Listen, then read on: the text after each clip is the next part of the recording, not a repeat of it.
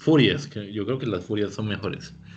Bien, he preparado un texto, pero no lo voy a leer, sino que lo voy a hacer es como recordar un poco a manera de diapositivas mágicas, lo que en teoría es exponer a Merleau-Ponty. Merleau-Ponty es un filósofo que de entrada nos entra aplazando, como ya recuerdan la postura de Nancy en el prólogo, la cuestión del sujeto-objeto. Entonces, ¿qué más queda? Necesitamos ahora algo maravilloso. Necesitamos la facilidad de comenzar a entender ciertos conceptos mínimos. Ya comenzar a... Creí que iba a terminar un artículo, pero no. Entonces voy a comenzar a particularmente a... Tengo que mandar un artículo para la Javeriana. Todo es así. Todo lo del pobre es robado con tiempo. Entonces, Merleau-Ponty, recordemos algo lo que teníamos con Nancy y es, eh, hay una posición en la que lastimosamente mmm, nos encontramos que él está en pugna con esos psicologismos, que está en pugna con esa preocupación de sujeto-objeto, pero que no queda solamente allí, ¿no? Es el conflicto con Merleau-Ponty es nada más y nada menos que el encontrarnos con que el concepto científico de la historia, de lo que se considera la ciencia, ha dejado por fuera la realización de la propia ciencia. ¿A qué me refiero con esto? Pues a que realmente la manera en cómo Merleau-Ponty establece la propia historia a partir del cuerpo y a partir de la percepción puede llegar a determinar que hay conceptos que nunca van a cambiar dentro de la ciencia. Aquí no estamos hablando de nada secreto, eh, estamos hablando nada más y nada menos que de una propuesta en la que digamos que la fenomenología de Merleau-Ponty está pensada en términos de lograr responder a estas precauciones que ha tenido ya quizá Heidegger con la cuestión de ser el mundo y que de algún modo ha propuesto que el mundo de la vida es el que debe determinar de algún modo la manera como el cuerpo en su percepción viva termina por unificar la experiencia. Entonces, algo que me llama mucho la atención, y lo utilizó el profe Ballén, es que tenemos son intersecciones de mundo, ¿sí? ¿Por qué intersecciones de mundo? Porque son las experiencias nutridas a partir de la vivencia del propio cuerpo, las que van a estar imbricadas, de algún modo encarnadas, en la manera en que los conceptos van a aparecer. Porque al parecer, en esta cuestión de intuición de Merleau-Ponty, la intuición en términos fenológicos, recordemos que la misma intuición de Hume es, Hume hablaba de intuición en términos de escorzos, fragmentos, impresiones. Kant va a hablar sensiblemente de la percepción, de la sensibilidad. Merleau-Ponty habla de la intuición en términos de cómo llego yo a vivir cada objeto, cómo cada objeto en mi propia vivencia me revela tanto parte de lo que es el mundo, como el mundo termina encarnándose en ese otro y se revela a sí mismo por medio de mi percepción. Eso ya es muy complejo, ¿no? Porque el cuerpo va a unificar esa preocupación del sujeto y el objeto. Llegó el Wilder, véalo, por fin llegó el Wilder. ¿Qué aspecto vamos a revisar? ¿Por qué de algún modo se habla de un cubo? Por ejemplo, él nos pone el ejemplo de la manera en que un cubo al moverme yo me amplía o me aleja mi percepción de las cosas y por medio de la percepción como el cubo me ofrece sentidos distintos respecto a lo que yo me pongo y como el concepto permite unificar cómo ese cuerpo permite unificar la sensación de ese cuerpo. Entonces, desde afuera hay una percepción externa, pero el cuerpo condiciona el pensamiento, condiciona el cómo comprendemos, el cómo buscamos la verdad. No sé si refiere un poco a esa cuestión de Nietzsche.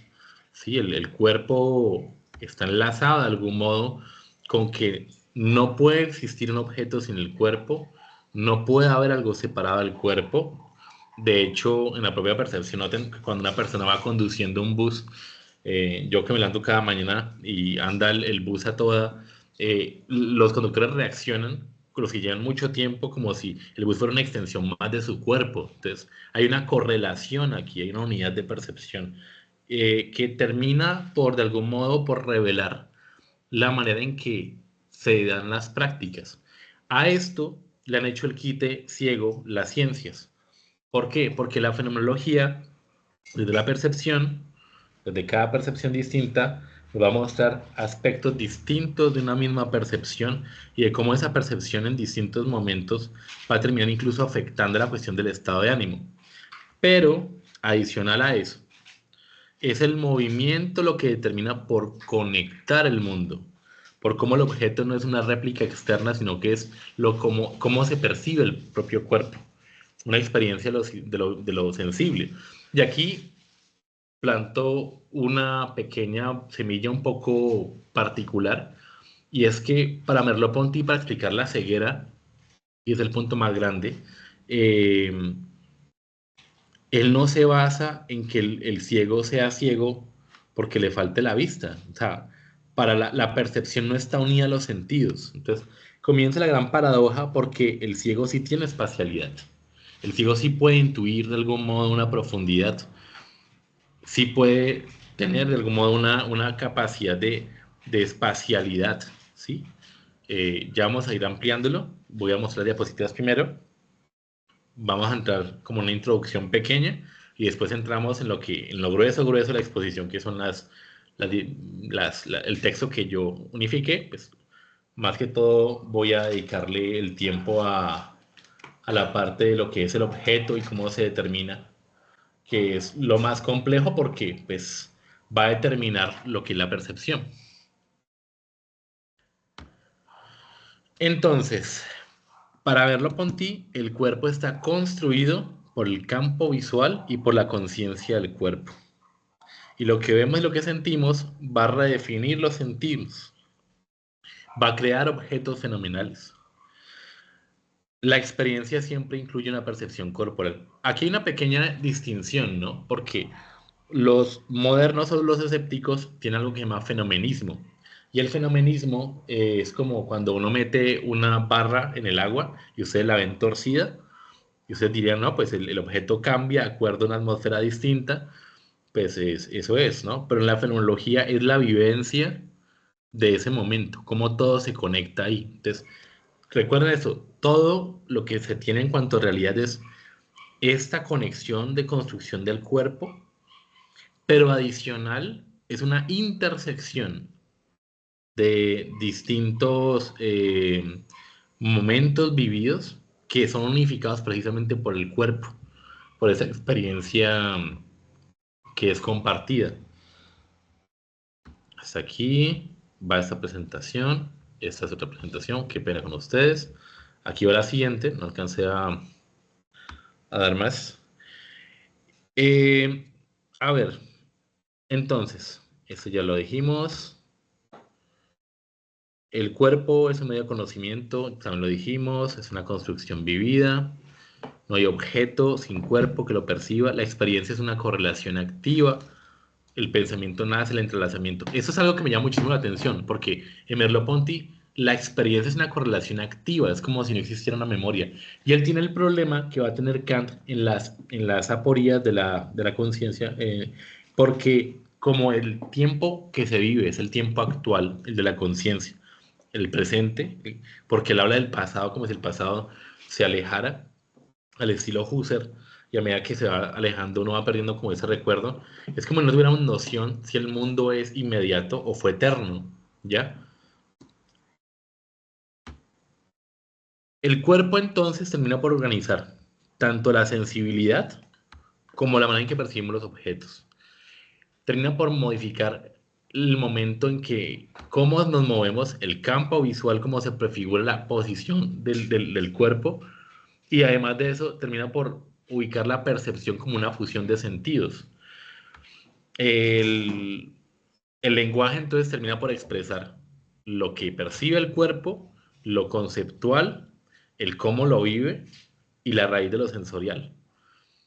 Entonces él termina diciendo que es prácticamente el concepto no es una cuestión abstracta, sino vivida. Y la esencia del concepto viene a ser lo que se extrae de algún modo eh, de esa verdad abstracta, de esa verdad encarnada que se devela y que participa de esa construcción de sentido. Entonces, algo que me plantea a mí muchísimo la duda, porque han aparecido nuevas investigaciones acerca de las cuestiones de las IAs que no tienen cuerpo. No sé si recordarán a una de las ponentes en España que nos hablaba precisamente de que los cyborg, el cuerpo termina por transformarse en su corporalidad muy acorde pensando a que el cuerpo sufre transformación en la medida en que se conceptualiza y se vive distinto. Entonces ahorita hay preocupaciones por la percepción de las máquinas, aunque no tengan, con objetos que no tienen cuerpo, ¿sí? Son descripciones fenomenológicas que yo creo que son como lo dejan a uno como planteándose la duda, porque el mundo en Merleau-Ponty no se da sin el cuerpo, no se da sin esa sensibilidad, no se da sin una vivencia. La percepción no existe sin esa interpretación de la vivencia, sin la sensibilidad. Entonces, es lógico que es más nutrido a la descripción que realiza Merleau-Ponty para hablar de cómo el cuerpo termina organizando el espacio, cómo el cuerpo termina estableciendo cómo existimos, qué relación hay con lo otro, con el contorno. E incluso los conceptos se van transformando de acuerdo a la relación que se tiene con el propio cuerpo. Y aquí termina diciendo que hay un ser en el mundo, ¿no? Pero no es Heidegger. ¿Por qué no es Heidegger? Porque en Heidegger tiene una posición de que en la medida en que yo lo trato, hay un sentido de lo útil, porque en Merleau-Ponty hay conciencia, hay en sí, hay para sí, en Merleau-Ponty hay percepción que me permite esta relación con los otros, y es la relación en la vivencia que yo tengo, la forma en cómo el mundo se dispone, ¿no? Haciendo un poco el ejercicio, no sé si ustedes han notado alguna vez cuando uno no hablamos de una cuestión mística, ¿no? Sino la filología siempre tiende, tipo Gauss, lo dice Gauss, a ser un poco más positiva, ¿no? Entonces, él está buscando la experiencia, la evidencia última. Eh, Cuando han tenido ustedes un altercado con una persona o cómo lo hace sentir, es como cuando finalmente Heidegger habla del ocultamiento y de lo que se desoculta. El cómo lo hace sentir alguien, de algún modo, es la manera en cómo ustedes, más allá de lo percibido, es como se revela la esencia de algo, ¿no? Finalmente es ese algo. Hay gente que le trae a uno calma, hay gente que le trae a uno un poco más de zozobra, y hay gente que uno no entiende, ¿no? Que no es como no es cuestión de energías, sino que es precisamente esa espacialidad abstracta que configura esa vivencia corporal, esa geografía encarnada al existir, la que va a determinar precisamente el cómo se revelan las cosas, el cómo aparece la verdad. Y aquí, pues creo que pensando en voz alta, creo que aparece un problema y es precisamente el problema de la verdad, ¿no?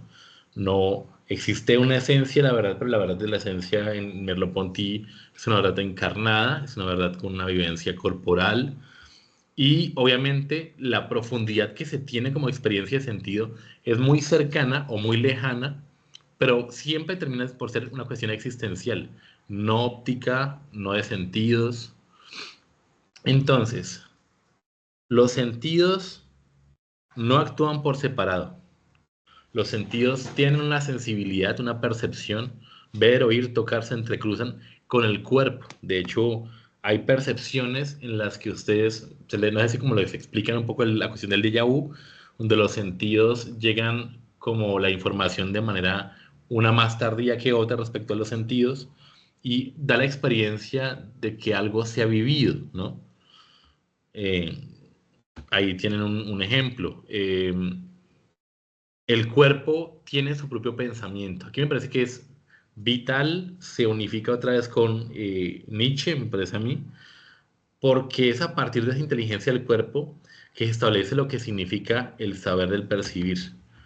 ¿Y qué es esto? Pues, en términos más sencillos, es criticar al empirismo, criticar al intelectualismo. No nos quedamos en una visión pasiva porque la vivencia exige moverse, un actuar, una espacialidad, un objeto, sino además de eso, eh, una experiencia que se construye en la vivencia, una percepción que está anclada en el tiempo, pero que no separa ni pasado, ni presente, ni futuro. Otra coincidencia con lo que encontramos con Heidegger. El cuerpo vive el tiempo, el ahora, no lo piensa. Entonces, tenemos estas descripciones literarias, quizá, en las que nos hablan de un tiempo y podemos hacer esos juegos respecto a lo que se puede tocar, sentir, olfatear, eh, ver, quizá, incluso de manera muy intelectual, cuando leemos una novela de literatura, pero es el propio cuerpo el que nos permite conectar o no, tomar una posición del mundo. Eh, el cuerpo termina por ser precisamente también la percepción del otro, como ser corporal, como intersubjetividad encarnada, ¿no? Cómo mi cuerpo revela al otro, cómo el otro es otro cuerpo, pero es mi mismo cuerpo. Aquí me parece que, pues obviamente ya cerrando el texto, la argumentación, um, Husserl queda como muy corto con esa cuestión de ver la intersubjetividad, porque termina por ver al otro como otra conciencia, ¿no? Como un doble de yo, ¿no? Pero el arte aquí de la sensibilidad, de la percepción, está, por ejemplo, nos ponen el ejemplo del músico, como cuando el músico toca, vibra, cómo encuentra un sentido en la música, cómo el cuerpo aparece, en definitiva, como una percepción, como algo que se vive también. Eh, y pues voy a remitirme a las últimas páginas del texto, que técnicamente no lo voy a leer todo porque pues es imposible, pero creo que va a dar un poquito más de fuerza a esta cuestión de lo que notariamente se ha estado tratando de descifrar. Ya entrando en esta discusión del cuerpo, eh, nos vamos a encontrar con que la construcción que se tiene de este yo es la sensación de que no hay de algún modo un cuerpo, ¿cómo decirlo?, fragmentado, no sé. No hay un cuerpo que no tenga una experiencia. Eh, entonces, ¿qué es precisamente la percepción? Él dice, por lo tanto, la experiencia perceptiva no es simple conjunto de impresiones sensoriales, sino que constituye un acto de significación que se interpreta en relación con el mundo que nos rodea. Cada percepción es un acto de vinculación del sujeto con el objeto, en el que se construye una visión del mundo a través de las sensaciones.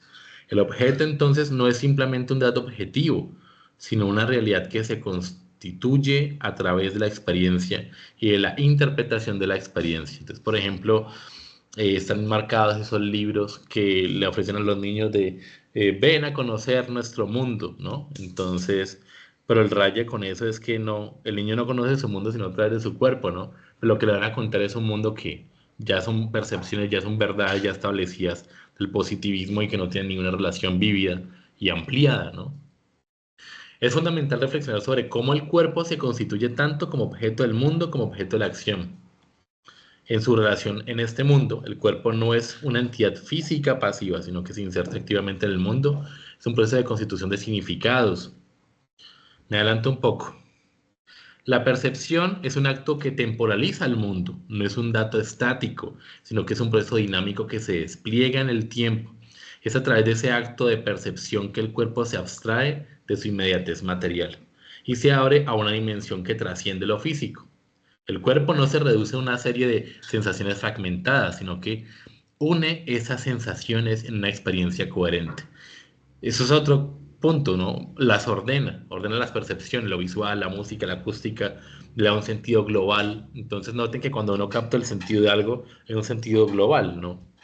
Como diría mi maestro Julio César Bejarano, es usted primero eh, no escucha el ladrido, después llega el perro, ¿no? Llega todo en conjunto. La reflexión fenomenológica sobre el cuerpo entonces se enfrenta al empirismo y a las concepciones tradicionales de la percepción que tienden a ver a la percepción de Merleau-Ponty como un proceso puramente objetivo, separado del sujeto. ¿Sí? Merleau-Ponty, en cambio, subraya que la percepción no es un simple acto objetivo, que está marcado por la historicidad del sujeto, que no es una entidad aislada, sino que siempre está en relación con el mundo. La percepción como acto fenomenológico no es solo una respuesta pasiva a estímulos, sino una acción activa en la que el cuerpo no solo experimenta, sino que organiza y da sentido al mundo que lo rodea. Entonces, miremos que a medida que nosotros tenemos vivencias, vamos construyendo incluso mundo, ¿no? Eso después lo va a abrir Deleuze, ¿no? Cómo se construye ese sentido del mundo. Eh, Aquí ahora la experiencia. Entonces, el espacio. Eh, el espacio, el movimiento. Ok. Necesitamos de una mediación que sirva que el conjunto lo extraño en esa experiencia análoga en la que se sabe, ya que existe una relación motriz de todo lo que parece transcurrir sin caer y sostener un nivel espacial. En esta relación, que la conciencia y el propio cuerpo constituyen un sujeto que en cuanto a experiencia tiene una orientación más definida. Las variaciones tonales del músculo y las modificaciones atentan a lo que importa, eh, ya que el cuerpo está donde hay algo que hacer. En ese sentido, la imagen del cuerpo habita en una orientación distinta, proyectando al sujeto respecto a una falta que aparece normalmente en un conjunto de intensidades motrices y en un campo perceptivo. En ciertos gestos, como la invitación a un teatro de acciones, se establece un pacto que da lugar al espacio como algo que ejerce un poder directo sobre el cuerpo. La constitución a nivel espacial no es más que uno de los medios de constitución, tomando un doble objeto en el que el cuerpo toma posesión del mundo. Cuando la percepción te ofrece como un espectáculo tan variado y tan claramente articulado como sea posible, el despegarse de las intenciones motrices permite que el mundo responda lo que espera esa máxima nitidez de la percepción. Así la acción define un solo campo perceptivo en el que en el fondo de la vida y en el que un contexto general para la existencia del cuerpo y el mundo termina por comprender fenómenos como el horizonte perceptivo. También Merleau-Ponty habla de horizonte. Es necesario que los objetos se agreguen a las coordenadas resultantes de la orientación, siendo necesario que el sujeto constituyente estuviera dividido e incapaz de ignorar lo que hace en otra parte. Si la transposición es sistemática, entonces cada posición dentro de sistemas de posiciones se entiende como algo similar al canto de una persona que no sabe música, pero que puede crear una melodía con un aire aprendido del oído. Entonces, miren que lo más primigenio terminó por constituir de algún modo precisamente esa vivencia de lo que es la música. Ya después vienen los conceptos, demás cosas. Es la cuestión del espacio, la profundidad, ¿sí? Dice, por ejemplo, la mesa que tenemos enfrente a nosotros no se habla por sí misma. Lo que podemos comprender de ella es una cuestión de signo de la instancia. La representación de la profundidad, la inclinación de las cosas en nuestra percepción varía dependiendo de su proximidad, como cuando los bastones de los hijos se inclinan hacia uno y otro cuando más cercanos están al objeto. La percepción entonces es la iniciación del mundo y como tan profundamente se ha dicho, nada de lo que preceda a ella puede ser considerado solo como espíritu. No podemos poner en ella las relaciones objetivas que aún no estén constituidas. Por eso los cartesianos hablaban de una geometría natural en la que la significación de la magnitud aparente y la convergencia son formas de marcar la distancia. Este fenómeno es un accidente de la magnitud aparente, mientras que la convergencia es una forma de saber científico. Entonces, miren que cuando se habla de experiencia aquí, y volvemos al punto que a mí siempre me ha interesado, y es el concepto de experiencia, entendemos la construcción de la percepción como un producto del mundo de la ciencia, o si admitimos que la experiencia da acceso al ser, no podemos tratarla como un subproducto del ser. La experiencia no es nada que deba reducir a una mera causa. Está peleando con los empiristas. Por el contrario, es necesario que sea total. Si tratamos de representar la profundidad, tal vez podamos pensar en ella como una estructura producida por la fisiología cerebral, pero esa magnitud no sería más que una profundidad dada respecto al hecho de tomar conciencia de ello. Sin embargo, la experiencia de la estructura no es recibida pasivamente, es vivida, asumida, sentida. Es una experiencia que no puede vincularse exclusivamente a ciertas condiciones objetivas. La conciencia a la distancia se produce, pero tal conciencia no puede ser tratada como un simple valor de convergencia o magnitud. Parece que no podemos concluir que esa experiencia se reduce solo a una mediación científica. ¿Qué dice Ponti? Durante el análisis intenta deslindar su propósito recurriendo a la constancia de forma circular. La apariencia de la perspectiva que no se plantea. Bueno, esto no, perdón.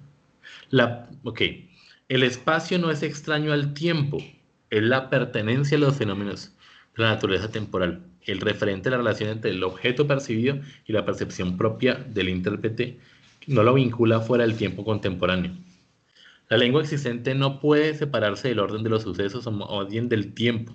No solo la conciencia implica una sucesión, sino que la percepción entonces, para Ponti, da un campo de presencia en un sentido amplio, en el que se extienden dos dimensiones, la dimensión de lo que está aquí y la dimensión del pasado y el presente. Entonces, ¿qué es para Merleau-Ponty la percepción? Se dice que hay partes del espacio en las que la anchura, la altura y la profundidad no se yuxtaponen, sino que coexisten, porque están todas envueltas en la única presa. Nuestro cuerpo en el mundo, esta relación se elimina cuando reconocemos que en un principio es temporal antes de ser espacial. Las cosas existen en el espacio porque están presentes al mismo tiempo que el sujeto receptor, envueltas en la misma onda temporal. El fenómeno del movimiento, el fenómeno de la altura, el fenómeno del espacio, eh, esa parte sí es importante.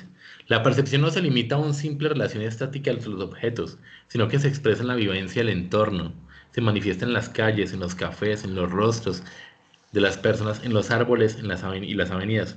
Todo eso se recorta en el campo perceptivo cuando un estilo único y sentido particular en nuestra experiencia cotidiana. Entonces, yo quiero saber qué siento, no, tengo que entrar a separar.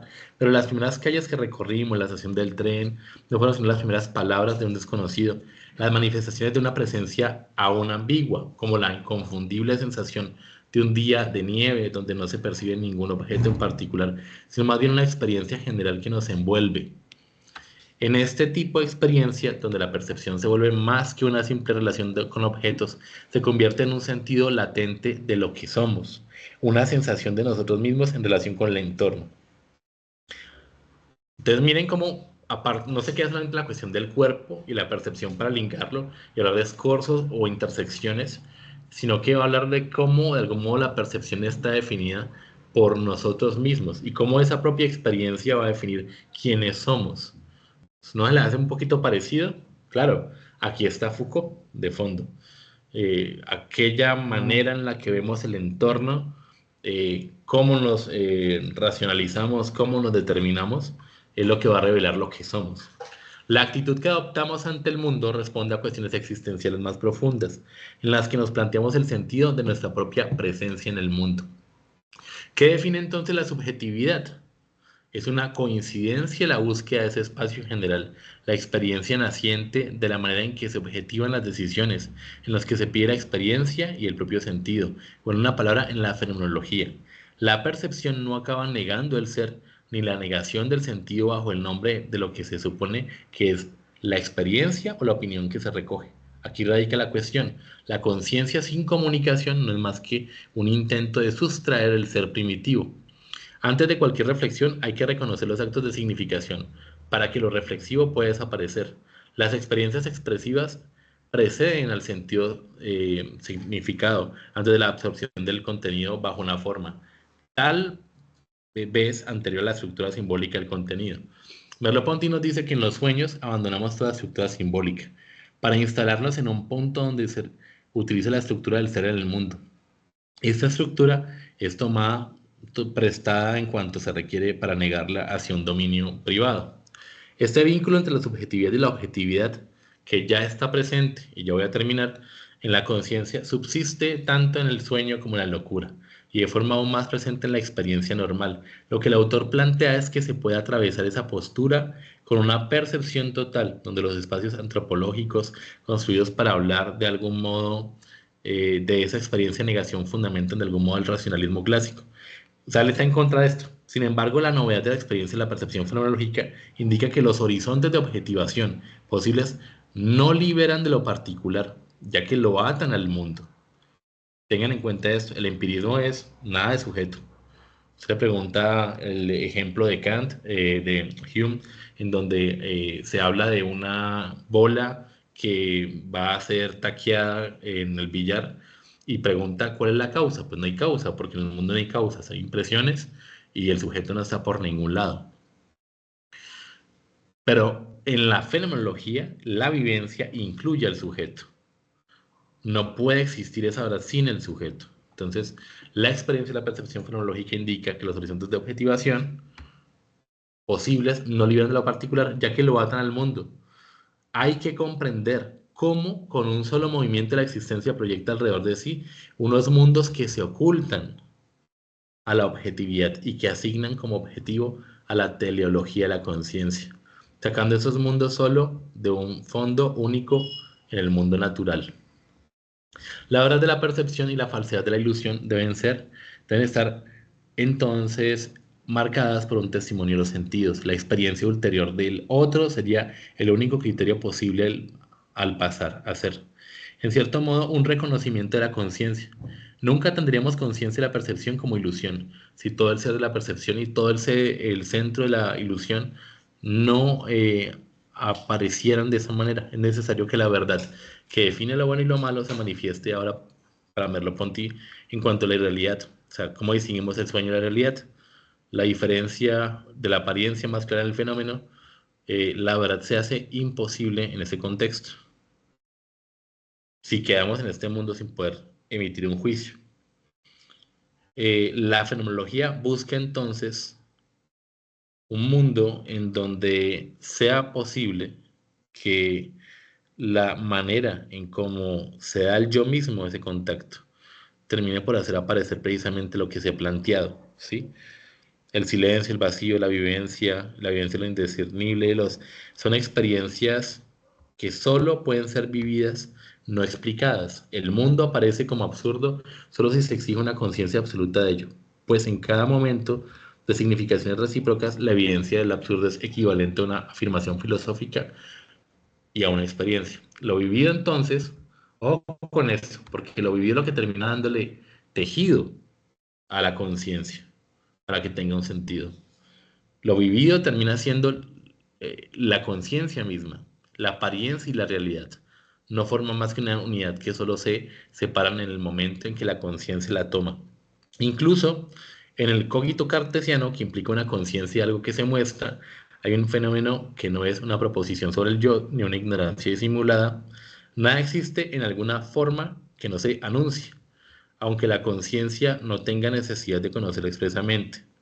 La conciencia del aparecer no es ser, sino fenómeno. Este nuevo cogito, desarmado de la verdad y error revelados, hace posibles tanto la verdad como el error. ¿Cómo sale Ponty de la posición cartesiana?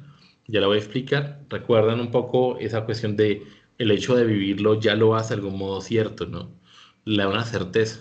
Lo vivido entonces no se puede reducir solo a lo que representamos de nosotros mismos. Es el sentido de la fenomenología. No se trata de interpretar el ser a través de ideas preconcebidas, sino de vivirlo directamente, reconociendo que nuestra conciencia no es simplemente una representación del mundo, sino una vivencia del mismo. Miren cómo la propia vivencia pasa a ser parte, no como representación, sino como el propio mundo, de lo cual somos ya una parte activa. No se reduce a lo que expresamente se me aparece a mí mismo, lo que no es más vivido, es ambivalente en mí, unos sentimientos para los que no hay nombre y también falsas felicidades. Las cosas entonces se representan como totalmente ilusorias y esa percepción de la verdad, de la percepción, se crea de algún modo, ya que cuando se dice lo que se percibe correctamente, el cuerpo posee una evidencia de sensación que implicaría la percepción y haría esa ilusión imposible. De alguna manera se dice que solo es y se reduce a un estado perceptivo articulado que integra todos los horizontes interiores y exteriores del objeto, lo cual por principio es imposible. La experiencia de una verdad perceptiva, la respuesta de Ponty, presupone que la concordancia experimentada hasta ahora se mantendría para una observación más detallada. Percibir es comprender de una vez. Todo un futuro de experiencias es un presente que jamás lo garantiza. Es creer en un mundo, en esa apertura del mundo, lo que posibilita la verdad perceptiva, la respiración efectiva de esa verdad que no puede ser tachada. Es precisamente el movimiento, el giro hacia la mirada de ese lado, el tenerse como consciente de una sombra y ahora tenerse como lo no visto. Esa manera de vincularse al momento permite compensar las distintas variaciones en las que se desplaza ese estado de conciencia benéfico que capta una verdad más allá de la apariencia.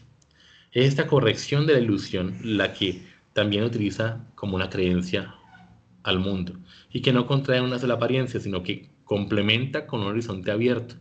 Hay un horizonte abierto que es el mundo de presuntas vivencias que no terminan nunca por cerrar. Se asegura entonces que la apariencia queda con razón o sin ella. El peso de la verdad que nos exige es una manera de ser y de su propio ser. Y al mismo tiempo, unida a ello el espesor del mundo. Ese es el verdadero estado mental cartesiano, que no es cara a cara con el pensamiento.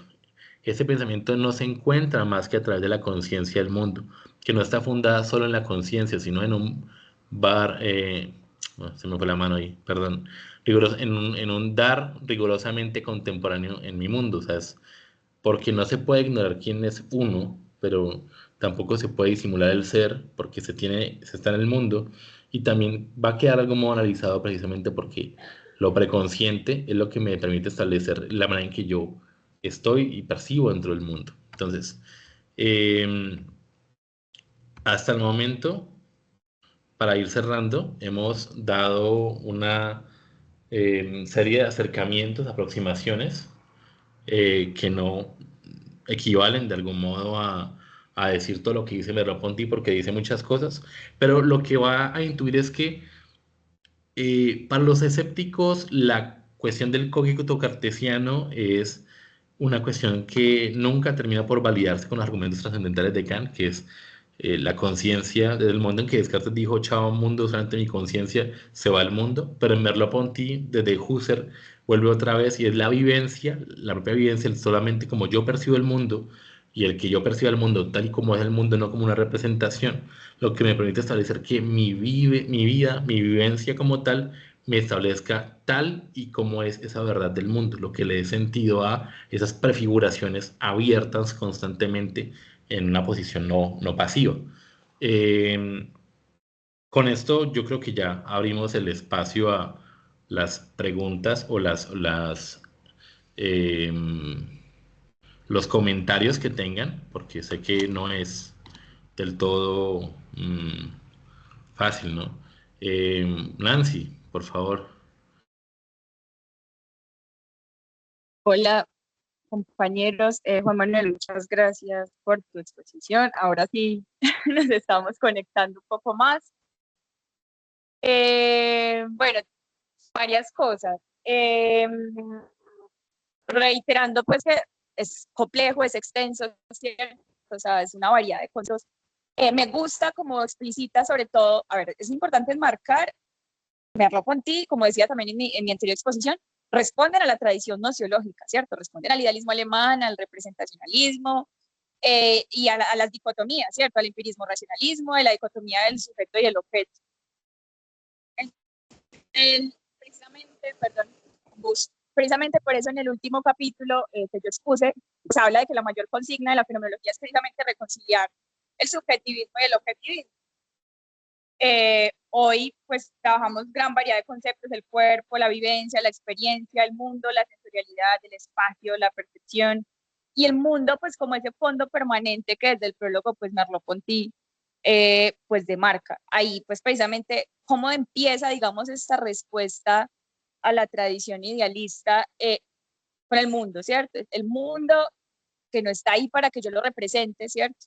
Que no está ahí para que yo lo categorice, sino que está ahí precisamente como esa instancia irreductible ante la que se despliegan o en la que se despliegan ineludiblemente mis vivencias y todos los conceptos que trabajamos hoy, ¿cierto? El cuerpo como tal. Entonces, hay un punto que a mí me gusta mucho y es el que estaba esperando particularmente, listo, esa es la dicotomía del sujeto y del objeto, pero me parece que en la filosofía contemporánea, sobre todo con la fenomenología y la hermenéutica, entramos en otra dicotomía que sé que van a distinguir con claridad y es la de la subjetividad y el otro, ¿cierto? El cuerpo, la subjetividad y el otro. Listo, o sea, estamos hablando de la vivencia, estamos hablando de la percepción individual de cada uno, ¿cierto? Pero entonces, ¿cómo esto, no sé si Juan Manuel podrías ampliar un poco más esta parte, y es cómo la vivencia y cómo el cuerpo constituyen precisamente subjetividad, construyen, perdón, cómo se da este engranaje, bueno, en palabras ya de Heidegger, pero cómo esto, pues, digamos, contribuye en lo que será lo más polémico por la hermenéutica filosófica, por ejemplo, en Gadamer, la subjetividad, ¿cierto? Y cómo es que la subjetividad, pues, va a entrar a generar, pues, esta polémica y este problema con respecto al otro. Es decir, cómo cada uno desde su corporalidad, su individualidad, sus vivencias, su experiencia, y listo, estamos claros pues que la subjetividad, digamos, hay un punto, hay una actitud que podemos tomar con respecto a nuestras experiencias, eh, pero digamos cómo se da también esta relación o por qué puede resultar tan polémica, eh, porque puede resultar tan polémica para el problema del otro, que yo creo que es otro capítulo del libro, ¿cierto? Precisamente. Estoy ansiosa por saber cómo Merleau-Ponty pues va a trabajar ese tema, que en Gadamer, pues en su radicalidad, porque Gadamer es radical, Gadamer quiere eliminar la subjetividad a toda costa, pues porque para él ese reconocimiento o esta construcción, pues perjudica precisamente esa apertura hacia el diálogo o hacia el otro, ese ensimismamiento, podría uno decir, ¿cierto? Entonces, nada, es como eso, muchos conceptos que se conectan, ¿cierto? Que se relacionan.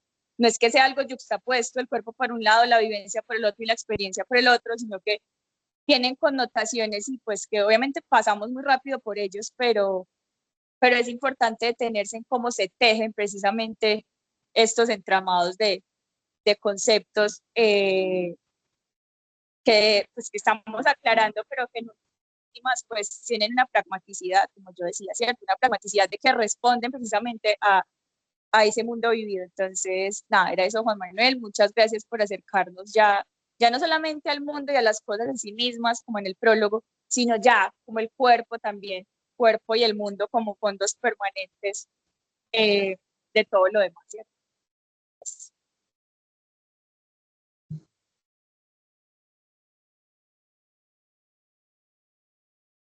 No, son varios puntos, ¿no? Has tocado también está Juan Gutiérrez. La cuestión de la vivencia y la cuestión del cuerpo y cómo constituyen ese sentido, ¿no? A llegar a la subjetividad. Me preguntas por el otro y después me preguntas por en qué punto la vivencia da para el paso al sentido de la filosofía de Gadamer, ¿no? Como 5 preguntas. Entonces voy a ir como intentar como ponerle sucintamente las cosas. La vivencia de algún modo termina engranando gran parte de todas las percepciones del cuerpo. ¿Cómo se construye precisamente esa vivencia? En la medida en que hay algo predado, hay un mundo, hay un cuerpo, hay unos sentidos, hay unas disposiciones a priori, llamémoslas así, en la conciencia, que terminan por eh, no dar como con una subjetividad. Lo que pasa es que el problema con la fenomenología es que recordemos que la verdad está siempre incorporada. Entonces, el cuerpo vivido es el medio por el cual estamos en el mundo y es también la vía como accedemos a los otros, ¿ya? Pero vemos al otro no solo como un cuerpo físico, sino también como un cuerpo que mira, que actúa, que tiene intenciones. Entonces, Merleau-Ponty va a hablar de la intercorporeidad, ¿no? Cómo introduce el concepto, y es que es una forma de comunicación prereflexiva entre cuerpos. No sé si ustedes de pronto lo han sentido, ¿no? Como hay gente que conecta más con otra, y la relación con lo otro, no puramente mental ni lingüística, sino encarnada, ¿no? Es un reconocimiento mutuo en donde el otro no es un objeto, no es un sujeto que me ve, ni me interpela, más bien, perdón, más bien me interpela, me afecta, y con afecto me quiere decir que no es que me lance algo, sino que hay una afección, ¿no? Hay un estado de ánimo ahí imbricado, ¿no? Hay una ambigüedad también de parte de Merleau-Ponty respecto a que no se agota todo el concepto en el otro allí, sino que hay una ambigüedad en cómo la experiencia nuestra termina siendo parte de la experiencia del mundo. ¿Se acuerdan al inicio como intentaba yo decir que el mundo se revela a partir de los objetos? De pronto lo vimos en el ojo oculto que Wilder reseñó, ¿sí? El otro no puede ser totalmente comprendido ni poseído, pues tampoco es completamente inaccesible, ¿no? Es la percepción. Ahora, ¿cómo se da el paso de este engranaje de verdad y método de esa tradición fenomenológica, desde las varias intuiciones cercanas de Merleau-Ponty? El otro como horizonte de comprensión. Para Gadamer, el otro es, ante todo, el interlocutor en el diálogo hermenéutico. No se trata de una persona física, sino ni una... Es una voz, es un texto, es una tradición. Es el tú como se comprende, como nosotros mismos. Pero en Gadamer, recordemos un poquito, hay una preocupación porque el propio hablar ya relaciona la manera en que el pensamiento aparece.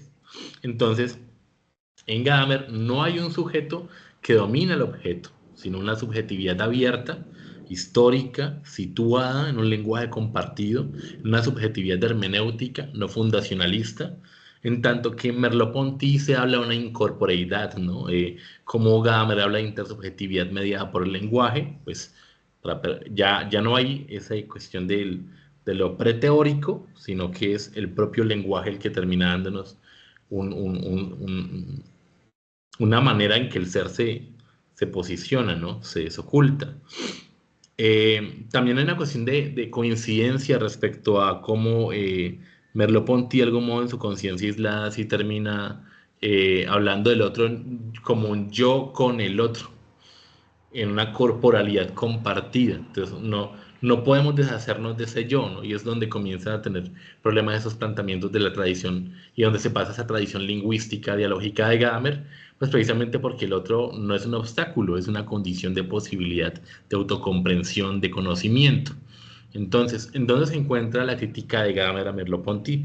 Pues que esta subjetividad moderna en la que está, recuerden que yo a quién cité, a Husserl, a, a Descartes, hablamos de la conciencia como una experiencia que nos obliga a situar incluso lo que creemos que se comparte. Hablamos de una dimensión prelingüística, corporal, sensible, a una relación con el otro que desarrolla una relación con el plano lingüístico, que es ya Gadamer, ya es histórico, ya es hermenéutico. Entonces, ambos coinciden en ese enfoque de la subjetividad en que se constituyen, pero la cuestión es el desencuentro respecto al otro, a cómo se asume el otro como un cuerpo o como un lenguaje y qué delimita cada posición. Espero haber dado algunas luces al respecto, Nancy. Eh, tenemos Juan Gutiérrez, iba a dar. Sí, Eh, profe. perfecto. Muchas gracias, profe. Muy amable por esa disertación tan juiciosa y pues me excuso porque en realidad no la leí antes, entonces ahí ya pierde mucho lo que voy a No, no decir, se ¿sí? preocupe, no se Pero, preocupe. Ujú.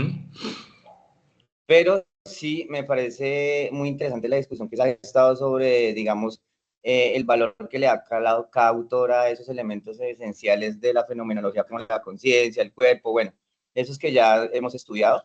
Me parece que esa discusión entre qué valor o cuál vale más o cuál es más importante, me parece que es mejor obviarla, porque pues digamos, de la interpretación fenomenológica, como lo afirmaba la compañera, se une como todo.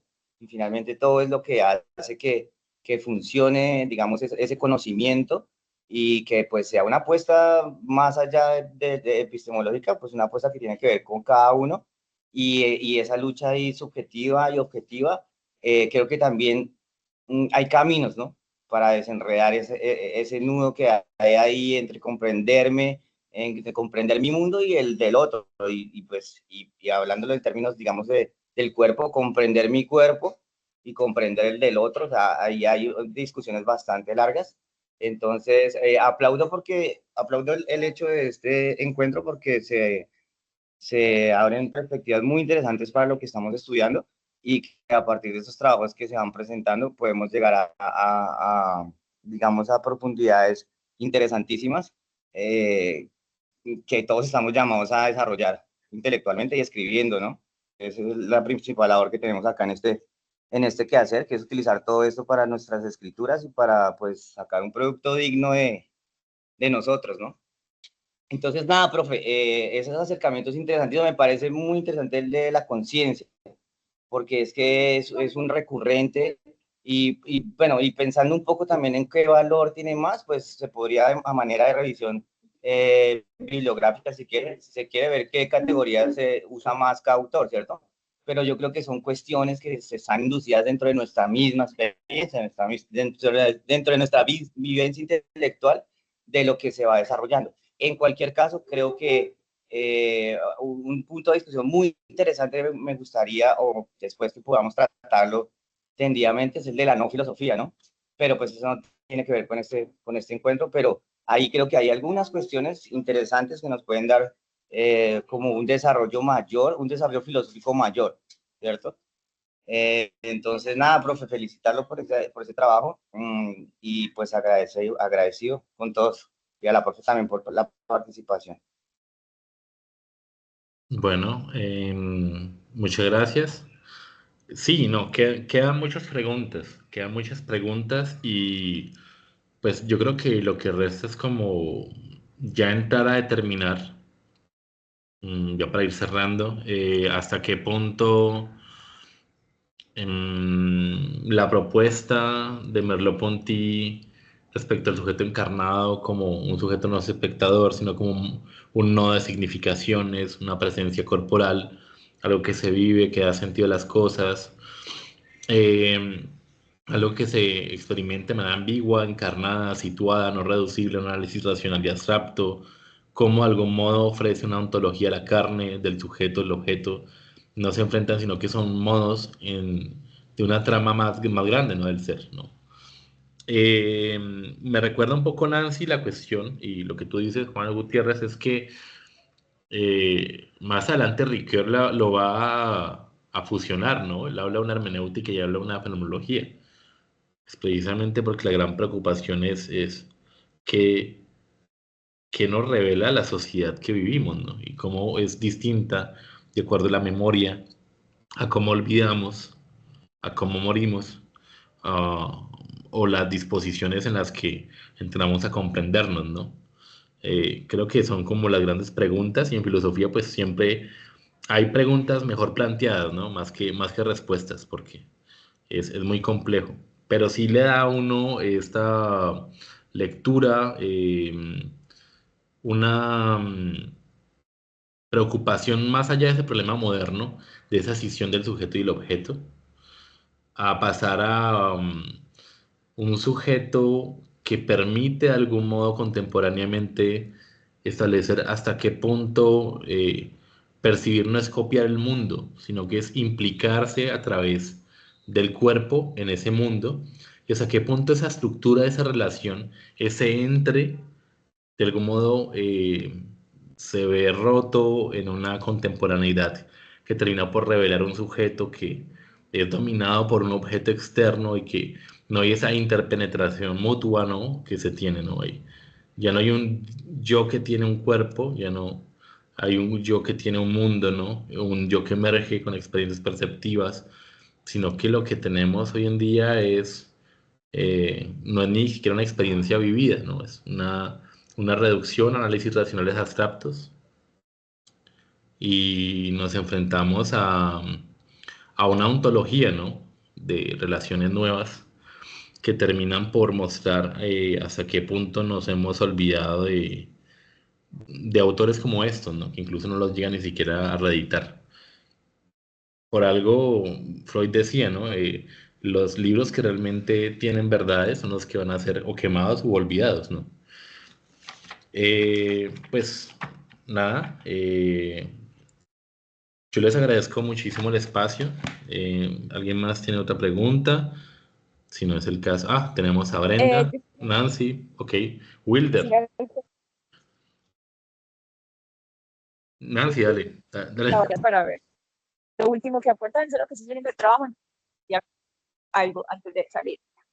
No, muchas gracias. A ver, a mí me parece muy interesante cómo retoma Gadamer, por ejemplo, y cómo retoman otros autores este tema de la interioridad, que en el prólogo también lo menciona mucho Merleau-Ponty, el verbum interius, que eso lo toman de San Agustín, pero también yo cuando se trata del otro, a mí me parece muy bacana la perspectiva de Levinas, porque ellos lo trabajan como algo que viene, como dice Levinas, es que es un llamado que te viene de afuera a tu pesar. O sea, el otro despliega, digamos, ese llamado que es inevitable, que viene desde fuera y pues que, digamos, que es mucho más anterior, mucho más primario que la conciencia, precisamente que digamos, la subjetividad misma, pero claro, esto se conecta mucho con la, digamos, la apertura pues, que cada época también constituye, ¿cierto? La epidemia, en el caso de Foucault, cómo se configura precisamente esta otredad. Me gusta mucho la perspectiva de Levinas, pues porque hace ver realmente, digamos, que no es algo que tú puedas controlar, o sea, el otro no es algo, no, o sea, sí es un problema en Levinas, ¿cierto? Es decir, es como más un llamado de que debemos atender precisamente esa esfera que se puede opacar fácilmente o que precisamente el idealismo alemán pues opacó y Gadamer pues a su manera desde el lenguaje trata de retomar, pero también el verbum interius, a mí me parece que ahí, eso es una tesis mía también, no sé qué otro lado esté, pero que el verbum interius también tiene mucha subjetividad, es decir, la palabra interior de la que estamos cargados todos constantemente, que es la dimensión universal de la hermenéutica, lo dice Gadamer, la verdaderamente universal de la hermenéutica, usualmente se cree que el ser que puede ser comprendido en lenguaje, la fórmula clásica, pues constituye esa dimensión, pero realmente hay algo y es que pues, nunca alcanzamos a decir todo lo que hay en el alma, por lo que uno decía, la palabra está abierta, o sea, siempre queda mucho ahí, como dice el acto, nunca se recubre con el acto exército, ¿cierto? Entonces, claro, esta dimensión está, a mí me parece que está muy cargada de subjetividad, pero también en Gadamer está muy determinada, lo mismo que en Lacan también, por esa apertura, por ese llamado pues, que te viene desde fuera, que es el otro y que es para ellos pues anterior a la conciencia misma, ¿cierto? Entonces, ahí parece que, claro, a mí me gusta mantener la discusión de todas maneras, alimentarla y ver, pues, a qué podemos, como, aclarar, a qué podemos ir llegando en el reconocimiento de dimensiones, pues, más originarias, y me parece que es lo que hacen también en esta retrospectiva del ser como anterior a la conciencia, del lenguaje, también construye la anterioridad del bien, en Levinas el bien como anterior al ser. Entonces me parece que esa manía de llegar cada vez a ámbitos más originarios, como lo que se trabaja también en los posmodernos, ¿cierto? Entonces, nada, es muy interesante cómo desde Ponti también vamos marcando esos ámbitos cada vez más originarios de reconocimiento de nuestra tradición filosófica. Y nada, muchachos, muchísimas gracias por el espacio, por el explayamiento también, qué pena. Y nada, seguimos en contacto. Gracias. Vale, Brenda iba a decir algo antes de Wilder. Una... Ah, perfecto, vale, Brenda. Wilder, entonces.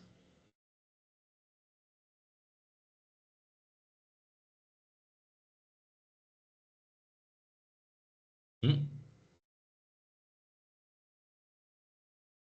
Wilder. Bueno, parece que está fallándole el micrófono al Wilder. Buenas noches. Yo tengo pues algunas inquietudes. He estado tomando lectura, retomando, bueno, haciendo una lectura de Merleau-Ponty desde la prosa del mundo. cuando yo abordo este libro, pues es distinto al que estamos hablando. Es un libro que trata sobre el lenguaje, pero pues él sigue bastante a Saussure. Voy a continuar con la lectura de una u otra manera. El trabajo que se ha hecho pues el día de hoy me permite de pronto orientarme con respecto a algunas categorías que se han mencionado acá, y de pronto me permite comprender más lo que estoy leyendo. Por otro lado, en algún momento de la conversación, de la intervención que hace Juan Manuel, mencionó sobre el escepticismo, y quedé con la inquietud del escepticismo, cómo queda ubicado acá, porque requeriría la aclaración para continuar con otras lecturas que tengo relacionadas con ensayos escépticos de Bertrand Russell. Y Bertrand quería Russell, saber, sí. Bertrand Russell, a ver si puedo, pues, por lo menos en esas lecturas tratar de construir algo para poderles presentar más adelante. Vale, muchísimas gracias, María Isabel. A ver, la posición del Listo. escéptico desde... Ah, qué pena, Wilder. Vas a hablar, Wilder, y después retomo los otros dos puntos. Ah, no, siga ahí, ya, es que para avisar que ya me sirvió el micrófono. Ah, ok, vale. Bueno, el escepticismo, recordemos la posición de las meditaciones metafísicas de Descartes, en las que Descartes intenta ganar una fundamentación de todas las verdades y establece que los sentidos lo engañan, ¿no? Partiendo de allí, él solamente llega a concluir bajo la séptima meditación metafísica también, que lo único que él puede considerar es que él solamente puede ser seguro de lo que él llega a pensar, de las cogitaciones, ¿no? Él puede, uno, él puede decir, a ver cómo decirlo. En el lenguaje común hay una diferencia entre tener certeza y tener una creencia. Entonces, yo puedo creer que en ese momento el profesor Juan Ballén se encuentra dando una conferencia en la Universidad Michoacana. Eso no me da una seguridad. Yo puedo creer que en este momento estoy dando clase con ustedes, pero puede estar durmiendo. Es una posibilidad. Yo puedo creer que en este momento Wilder está intentando hablar por micrófono, pero le está fallando el micrófono. Pero lo que termina por no cerrar desde el punto de vista escéptico, hablamos de Pirrón, hablamos de escépticos como David Hume, recuerden que no hay sujeto. Lo que queda es, desde el punto de vista racionalista, del escepticismo es, el sujeto queda encerrado en su propia conciencia y ahí para allá no puede tener certeza absoluta de nada más. Hilary Putnam, por ejemplo, que estamos diciendo que somos como cerebros en en una, sí, en una piscina, llamémoslo así. Rodolfo Ginás, que nos dice que puede tocar partes de nuestro cerebro para establecer, hacernos tocar piano mientras estamos bajo el efecto de la anestesia. Entonces, lo que tenemos es que podemos corroborar la Matrix, algo así, pero no podemos corroborar cómo es el mundo, ¿no? Ese es el escepticismo. ¿Qué nos saca de esa posición? Hay un texto que se llama Meditaciones cartesianas de Edmund Husserl, que establece que el simple hecho de yo haberlo sentido, como lo he sentido, ya establece que lo que he sentido es real. Y nos saca de esa posición en la que el mundo pues, deja de ser una representación y pasa a ser tal cual una vivencia como yo lo he recibido, ¿no? Como lo vivo en ese momento, actualmente. Algunos dirán que no es una forma de refutación real, otros no. Eh, Muchos han trabajado ese problema del sujeto-objeto. Heidegger, por ejemplo, ha hablado de que hablamos de estar en el mundo y en esa medida en la que estamos en el mundo nos encontramos con útiles, con cosas a la mano que nos permiten establecer como si habitamos y comprendemos el mundo o si simplemente estamos existiendo instrumentalmente. En la medida en que usamos las cosas, tiene un sentido. La manera en como, por ejemplo, yo puedo mirar un piano y ver un piano o yo ver una exhibición, un computador en la tienda y tranquilamente puedo pensar que no es más que eso, un instrumento. Hasta que alguien escribe un trabajo allí importante, qué sé yo, Wilder escribe su tesis, Marisol escribe su tesis, Brenda, entonces ese computador pasa a ser algo más, una construcción distinta, ¿no? Ahí cambia en ese tocar las cosas. Entonces, si la posición del escepticismo es que el hombre se quedó encogido en su conciencia y no puede corroborar nada más allá de su conciencia, eso es lo que hay. Entonces, es el ejemplo mejor para decirlo es cuando, eso lo decía mi profesor eh, Mauricio Zuluaga, en la Universidad de München, un escéptico recalcitrante, y decía, es como cuando las mujeres les dice, yo no le creo, cuando usted no me ama, ¿no? Entonces comienza el conflicto, ¿no? ¿Qué haces para amarme? No, pues yo te llevo así, no, pues lo puede hacer cualquiera. Entonces, cualquier situación que usted le ponga, cuando la mujer tiene una duda, la duda se va a tragar todo, cualquier prueba, lo puede hacer otro cualquiera. Entonces, se jodió el mundo, es el escepticismo, se traga el mundo, no hay forma de volver a él. Gracias, María. Wilder. Listo, buenas noches a todos. Bueno, con respecto a lo que habló de la corporeidad de Merleau-Ponty, sí, ese es como, me parece muy curioso esa parte de la apertura al mundo, ¿no? O sea, ya en pasadas también, la exposición pasada no solo había expuesto una cuestión del mundo oculto y esto, sino también de que técnicamente el mundo no es como decir así un ente pasivo de alguna manera, sino que esa experiencia vivida y esa percepción que también de algún modo se experimenta en el mundo es de alguna manera dada por ese ejercicio dialéctico entre el mundo objetivo y el sujeto, pues vale decir subjetivo, ¿no? Entonces, sí, habíamos, acá pues se habla de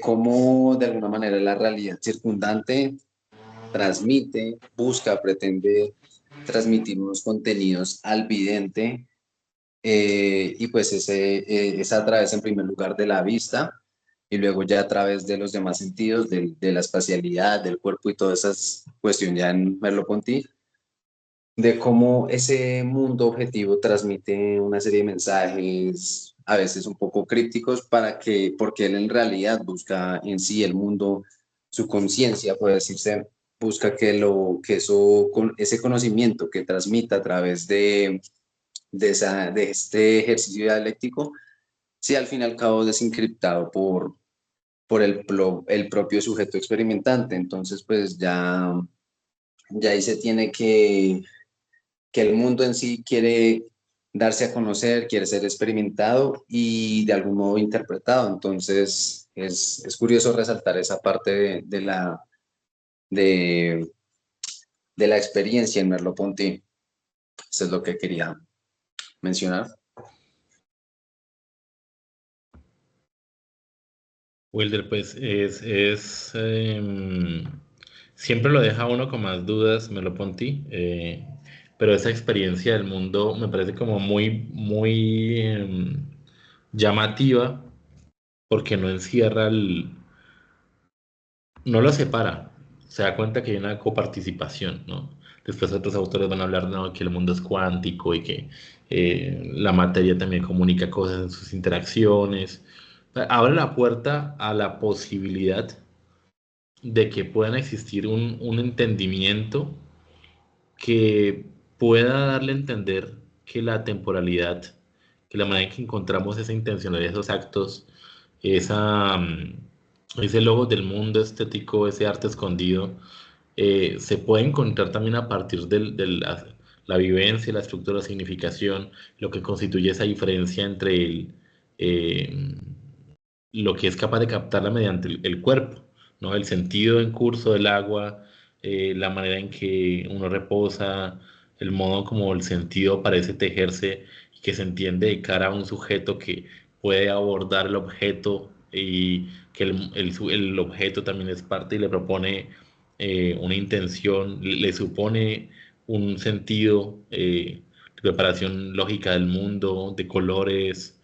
Es un sujeto en donde el mundo sigue siendo subjetivo, pero que sus articulaciones, en cómo las dibuja, en sus movimientos, sus trascendencias, termina por descubrir un mundo que es una cuna de muchas significaciones, de muchos sentidos, en los que los pensamientos, el medio en que aparece el realismo, el idealismo, el azar, la razón absoluta, al verse nutridos por esto, terminan intentando mostrar un horizonte de vida que en proyectos termina por desplegar también pensamientos que constituyen también y que operan, ¿no? A medida que uno muchas veces va a entrar a estudiar un propio trabajo, se va abriendo otras referencias y se abren. Entonces, de algún modo no podemos simplemente pasarlo como un vocablo que es el mundo y su significado, sino que hay un sentido de la vida en la que es accesible, en la que se sitúa, en la que se asume de algún modo cómo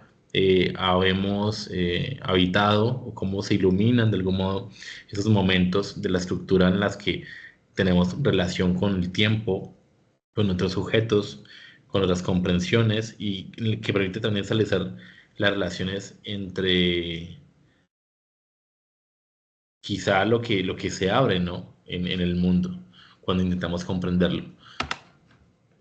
Yo creo que es de los textos que pasan desapercibidos y se entierran por cuestión de, no sé, otros temas, no sé. Es terrible, pero creo que Sí, hay mucha riqueza, ¿no? Creo yo. sí, sí, inclusive, digamos, es curioso resaltar, por ejemplo, que ya no recuerdo, sí, bueno, Merleau-Ponty en un texto dado sí basa algunos de sus conceptos ya en la tradición clásica y como cosmos y Dios cosmos y hay otro que es semejante, pero eso viene de Heráclito y Heidegger también, digo, de una manera también por ese lado adopta, recapitula por ejemplo, Heráclito y Heráclito precisamente menciona que la fisis ama ocultarse, ese es uno de sus fragmentos más célebres, ¿no? O sea, es una fisis que permanece críptica, ama ocultarse, pero espera al mismo tiempo ser desvelada a partir de la experiencia. Sí, uno vuelve a vivir los griegos, o uno vuelve a vivir la fenomenología con esos autores, o uno vuelve a vivir esas relaciones que se ocultan, que permanecen invisibles en lo cotidiano, ¿no? Estar en estado natural en donde uno tiene una explicación de todo, ¿no? Em,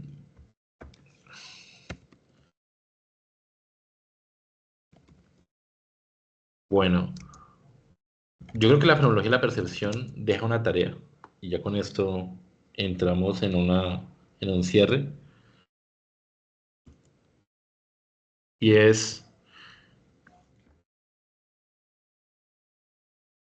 cómo la conciencia no termina por ser mm, más allá que algo intencional, que no puede ser capaz de dar juicios puros, sino que es una apertura existencial y corporal.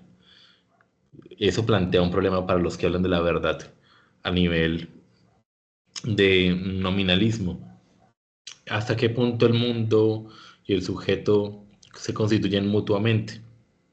Eh, ¿Cómo se co-originan? ¿Cómo el mundo sin un cuerpo no es percibido? ¿Cómo un cuerpo sin un mundo que lo llame a actuar, pues eh, también, ¿no? Deja mucho? Y me decía eh, un compañero, ¿no? Muy preocupado por la cuestión de la automatización de los cursos, eh, que las máquinas pueden ser maravillosas, pero tiene que existir un filósofo operándolas para poder dar con esos textos y entender quizá todos los sentidos que se arman. Y es incluso uno es mucho más complejo, ¿no? Que estas IAs que proponen textos. La manera en que la percepción no es una copia de lo real, es una forma de habitar el mundo, de estar implicado en él. el que exista el rechazo a una filosofía objetiva y se hable de Merleau-Ponty como un punto de vista subjetivo, perdón, pero el objetivismo de algún modo describe también un mundo independiente de nosotros, ¿no? Y eso es preocupante, porque si vamos hacia la automatización, es un mundo sin profesores de filosofía, ¿no? Es un mundo sin subjetivismo, en donde todo lo real depende de una conciencia, pero no es precisamente la conciencia en términos de las condiciones del sujeto, sino una conciencia colectiva que se sirve a partir de ciertas condiciones y que replica la pregunta de cómo llegamos a este momento, ¿no? Hasta qué punto esa tercera vía con Merleau-Ponty, el de encarnar el cómo vivimos, y esa ambigüedad que es un problemática, termina por darle un sentido a esa interacción, ¿no? Que es lo que tanto extrañamos en una universidad en la que hay estudiantes muy brillantes, profesores muy brillantes, pero las interacciones son muy limitadas, ¿no? Y hasta qué punto la filosofía perpetúa este reaprender el mundo, porque parece que hubiéramos ganado el mundo conceptualmente y ya solamente hay ciertos temas de estos filósofos y no hay un cierre total del conocimiento. O sea, creo que el pensamiento está en movimiento continuo, en interrogación, y vuelve sobre esa misma experiencia para encontrar nuevas capas de sentido. Y hasta qué punto quizá el libro queda sin conclusión, porque en ese sentido el sistema quedaría cerrado. Entonces, lo que queda es la intuición como un punto de desarrollar en la obra de Merleau-Ponty, en lo visible y lo invisible, pero el sujeto no es ni sustancia, no es ni espiritual, ni una cosa material, es carne del mundo, es el lugar donde el mundo se hace sentido, ¿no? Y yo creo que esto sitúa un poquito lo terrible socialmente en donde hemos estado, y donde no podemos incorporar a otras personas. Mm, creo que es como la gran pregunta. Bueno, chicos, pues Ah, no doy más. discúlpame, pero es que como lo que tú estás mencionando me parece relevante, eso mismo está relacionado con la creatividad, ¿sí? ¿Qué pasa si de pronto la inteligencia artificial pues crea las películas, ¿sí? Y crea los cuentos, crea la poesía, donde queda la reflexión del sujeto de acuerdo a la experiencia que vive en diferentes circunstancias, en diferentes edades. Entonces ya se pierde la percepción del ser en el aquí y en el ahora, en este 2025, porque si una inteligencia artificial puede construir una poesía o puede construir un cuento, una historia, una película, entonces esto queda casi como una caja de cartón, ¿sí? Y es como el chef, entonces se pierden los sabores y cuando ya tú entras, digamos, a comer en cualquier lugar ya se cumple con el objetivo, pero se pierde como la magia o como el proceso, el cual hace la diferencia entre un paquete de todo rico y el proceso de hacer un alimento que conlleva pues un ritual. Entonces, pues quería como hacer la asociación de lo que tú mencionas, no solo desde la filosofía en la educación, sino también desde la creatividad. Se coartan esos procesos. Era eso.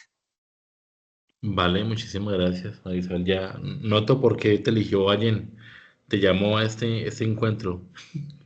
Sí, sí, es la manera en cómo entendemos, esa manera de racionalización de la técnica termina por hacer pensar que es lo humano, ¿no?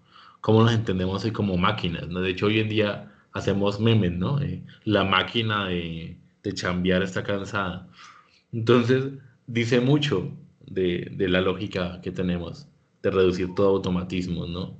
De reemplazar esa acción viva, ese hábito, esa experiencia, sin sensibilidad, sin historia, sin encarnación, eh, sin una subjetividad que pueda sustituirse, sino que lo que hace la técnica es imitar, ¿no? Imitar mal, imperfectamente, porque replicar a otra persona es otra subjetividad, es más complejo, ¿no? Y la reducción de lo humano a esos procesos técnicos siempre termina faltando algo, ¿no? Se olvidan entonces en esas políticas de automatización, y lo venden como tecnología, como ese olvido de la carne, esa ambigüedad, esa presencia del otro, que de algún modo en un marco de racionalización y de sistemas jurídicos y automatizaciones que reducen ese marco ampliado, ¿no? Sí, Bueno, vamos a, yo creo que son las 8:26. sí, perfecto. Tienen mucho que pensar ustedes, Sí, profe. Muchas gracias. pero maravilloso. Recomendados, entonces, vamos a ver cuándo nos cita el profe para darnos lectura. Yo los conmino, los invito a que nos permitamos terminar este libro. Creo que es importante porque uno de los puntos que no se tienen en los cursos es completar el libro, ¿no? Uno lee fragmentos, papers, cosas ya interpretadas por alguien, redigeridas, tecnificadas, aprobadas por lectores ciegos. Han pasado 1000 procesos, mejor dicho. Entonces, está como ese planteamiento. Les agradezco muchísimo que hayan estado. Ha sido muy nutrida. Esta conversación terminó a las 8, pero nos ha dado muchísimo más. Y creo que queda pendientes qué preguntas nos deja Merleau-Ponty para el libro que tenemos con el sello editorial, ¿no? Que vamos a lanzar en este mayo. Eh, y nada, agradecerles igualmente que me hayan escuchado. eh, y que tengan una feliz noche. Gracias, profe, igualmente. Que descanse. Ujú. So, buenas noches a todos, buenas noches. Buenas noches, Juan Manuel. Estén bien. Buenas noches. Gracias.